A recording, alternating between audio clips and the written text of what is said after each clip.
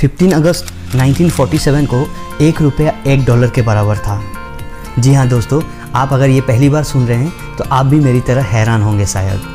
तो देर किस बात की, आइए दोस्तों आज जान लेते हैं ₹1 का इतिहास। हमारे भारत में रुपये का इतिहास 2500 साल पुराना है। तभी से ये लोगों की आवश्यकता बन गया है। अंतर्राष्ट्रीय बाजार में रुपयों की तुलना डॉलर से की जाती है। इसका भाव डॉलर के बढ़ते या घटते रेट पर निर्भर करता है। दोस्तों, सन 1917 में जब भारत आज़ाद नहीं हुआ था तो ₹1 $13 के बराबर था। लेकिन जब भारत आज़ाद हुआ तो भारत के ऊपर अंतर्राष्ट्रीय बाजार में एक भी कर्जा ना होने के कारण सन 1947 में ₹1 का भाव $1 के बराबर था। भारत में जब पहली पंचवर्षीय योजना 1951 में आई तो इस योजना के लिए सरकार को कर्ज लेना पड़ा। इसी कारण 1948 से 1966 के बीच हमारे देश का रुपया डॉलर के मुकाबले कमजोर हो गया। उस समय $1 की कीमत 4.66 रुपया हुआ करता था। फिर 1975 में $1 की कीमत 8.39 रुपया था। 1985 में $1 ₹12 के करीब पहुंच गया था। उसी दौरान भारत में महंगाई तेजी से बढ़ती गई और विकास दर कम होते गया। इसी कारण से सन 1951 में फॉरेन रिजर्व कम होने से $1 की कीमत 17.90 रुपये के करीब पहुंच गया। इसी लाइन में धीरे धीरे बढ़ते हुए 1993 में $1 की कीमत 31.37 रुपया तथा सन 2000 से 2010 के दौरान $1 की कीमत 40 से 50 रुपये तक पहुंच गई थी। इसके बाद तो जैसे डॉलर की कीमत आसमान छूने लगी। 2013 में ये तो हद ही पार हो गई जब $1 की कीमत 65.50 रुपये तक पहुंच गया था।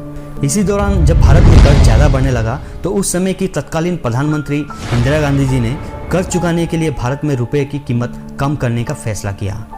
उसके बाद से आज तक भारत में रुपये की कीमत कम होती रही। ₹1 कितने पैसे होंगे, ये फैसला सन 1957 में लिया गया था और इसे 100 पैसा किया गया। दोस्तों, जैसा कि हम जानते हैं ₹1 का कीमत होता है 100 पैसा, यानी ₹1 इज इक्वल टू 100 पैसा। ₹1 में कितना पैसा होगा, ये फैसला 1957 में लिया गया और इसे 100 पैसा किया गया। आपको बता दूं कि इससे पहले लोग इसे 16 आने में बांटते थे, यानी ₹1 मीन्स 16 आने। दोस्तों, एक मज़ेदार बात आपको बता दूं, जब भारत अंग्रेजों का गुलाम था उस समय अगर अंग्रेज चाहते तो भारत की करेंसी पाउंड में होती, पर उस समय हमारा रुपया बहुत मजबूत होने के कारण इसे पाउंड में करना संभव नहीं था। भारत में एक सर्वे के मुताबिक ये पाया गया कि इस समय भारत में ₹400 के नकली नोट मौजूद है। अगर आपके पास कोई सा भी नोट किसी भी तरह से फट गया हो या आधा ही फट गया हो तो आप उसे बैंक में जाकर बदल सकते हैं।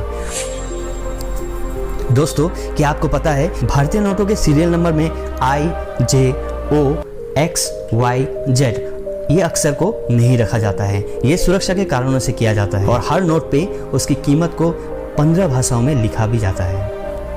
दोस्तों, क्या आप जानते हैं भारतीय नोट किसी आम कागज से नहीं बने होते हैं, बल्कि इसे बनाने के लिए कॉटन का उपयोग किया जाता है। ये कॉटन इतने मजबूत होते हैं कि अगर आप किसी भी नोट के दोनों सिरों पर पकड़ के खींचे भी तो ये नोट नहीं फटेगा। दोस्तों, ये जानकर आप भी हैरान होंगे कि एक समय ऐसा था जब बांग्लादेश ब्लेड बनाने के लिए भारतीय सिक्कों का इस्तेमाल किया करता था। बांग्लादेश ₹1 के सिक्के से वो 6 ब्लेड बनाया करता था। उस समय बांग्लादेश में एक ब्लेड की कीमत ₹2 हुआ करता था। इसीलिए ब्लेड बनाने वाली कंपनियों को इससे बहुत मुनाफा हुआ करता था। इसे देखते हुए भारत सरकार ने सिक्के बनाने के लिए जो मेटल का यूज़ होता था उस मेटल को ही बदल दिया। आज़ादी के बाद सिक्के तांबे के बना करते थे। उसके बाद सन 1964 में इसे बदलकर एल्यूमिनियम का और 1988 में इसे बदलकर स्टेनलेस स्टील का कर दिया गया। दोस्तों, वीडियो के आगे बढ़ने से पहले मैं एक और इंटरेस्टिंग वीडियो आपको एंड स्क्रीन में दे रहा हूँ। उस वीडियो को जाके देखना, आपको जरूर मजा आएगा।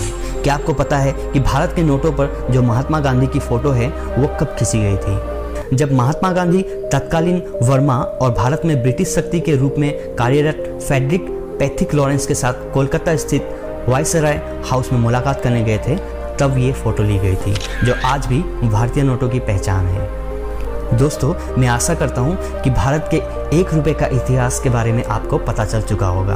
वीडियो अच्छी लगी तो अपने दोस्तों के साथ शेयर करना मत भूलना। चैनल में नए आए हो तो चैनल को सब्सक्राइब कर नोटिफिकेशन बेल आइकन को प्रेस कर ऑल करना ना भूलना।